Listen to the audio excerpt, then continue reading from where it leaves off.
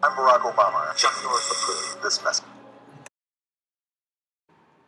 We interrupt your regularly scheduled program to bring you this exciting public service announcement. What could be so important that we tear you away from your beloved biology lecture? That's right, kids. It's Paspalum Conjugatum, the prolific, fascinating, and possibly invasive sourgrass of the Southwest. Everyone loves it, including golfers. That weed is taking over our pudding greens, but if we can curb its growth, it would make excellent fairway cover with the right sprinkler settings. Plant enthusiasts? Grass is good, man. Environmentalists? P. conjugatum used to be just an annoying weed. It was always a pain in the ass to get rid of. But then I found out that it can help maintain soil fertility, and it's changed my life. And even farmers. It gets everywhere in the pastures, and my sheep don't want to eat. It chokes our cattle. Poor Betsy here just died. But it turns out that it can help boost and absorb harmful substances out of the soil, and that is good for our crop. Now let's delve into the mystery that is Paspalum Conjugatum. Paspalum conjugatum is a fairly global species, usually found in warmer climates that are able to accommodate its preference for shade. The tropical wet forest ecoregion would be the ideal home to this species due to its significant annual precipitation and warm climate.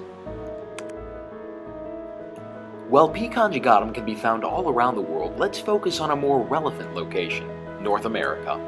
Here it can be found in a variety of areas, including Hawaii, Cuba, Puerto Rico, the Virgin Islands. On the mainland, it is known to exist in Utah, Texas, Louisiana, Mississippi, Alabama, and Florida, as well as many other countries along the Gulf Coast.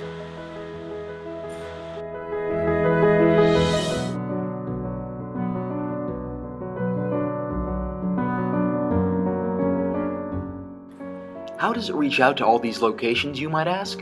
Well, they disperse their seeds through a variety of mechanisms, including small land organisms, bird carriers, and wind.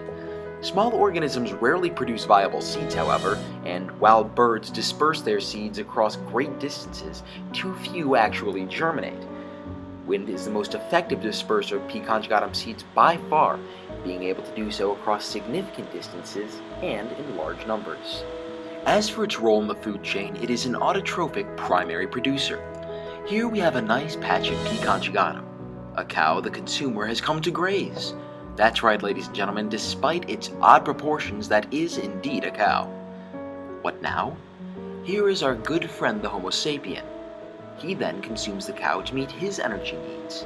While it is not the sole or even preferred source of nourishment for the cow, P. conjugatum does take part in the food web that ends with consumption by humans and other final consumers.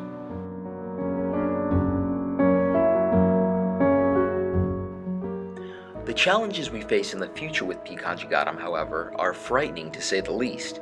Deforestation could lead to the establishment of conjugatum's dominance in a given ecosystem. Increased global temperatures could also lead to serious consequences, such as decreasing annual precipitation and exterminating many other plant and animal species, leaving the resilient P. conjugatum in place. The combination of these serious effects could lead to extreme dominance of the species, resulting in both a trophic cascade and a severe loss of biodiversity. Efforts have been made to control this invasive species, though. Due to its low tolerance for salinity, conjugatum has been found to desiccate in highly saline environments. Other chemical measures such as glyphosate have been explored and found to be extremely effective in controlling the weed's growth.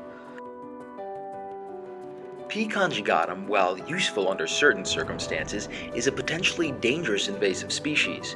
Its growth must be monitored and controlled, and with the uncertainty that accompanies global climate change, efforts must be made to both maintain biodiversity and preserve its role in trophic interactions.